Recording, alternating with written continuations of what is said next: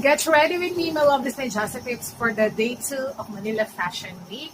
And I am done with my makeup. So I use the BYS Eyebrow Mascara. And then for the contour of my nose, the O2O. And then the Pili Annie Lip Balm. And of course, Your Beauty Blush. And this one, the Sequin Lipstick.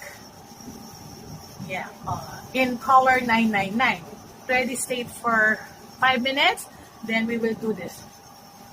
So can you see the sequence? And my hair was done by Miss Irma with the bow, because I'm gonna wear this dress from Zara. Yes, as you can see, this is how it looks. Yes, because before going to the Manila Fashion Week, I'll be attending first the stands unveiling of window Christmas decors. So this will be my outfit for the 2 events, for stands, Christmas event, and the Manila Fashion Week. So I'll be just attending the second show. That will be Christmas. And I think Christmas is more on bows. Yeah, that's my prediction. And for the shoes, my Kelly. And for the bag, this one, I got it from online. Yeah, this is not self-portrait. This is just inspiration. Yes.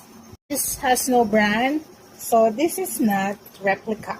So no brand at all. So this is a dupe of self-portrait. And for the perfume, my Coco Mademoiselle. Yeah, love it. So this is the look. This is how I style this dress, paired with this bag and shoes, and definitely my Louis Vuitton by Yaya Kusama. Okay, so let's go now to stands first, then Manila Fashion Week. See you!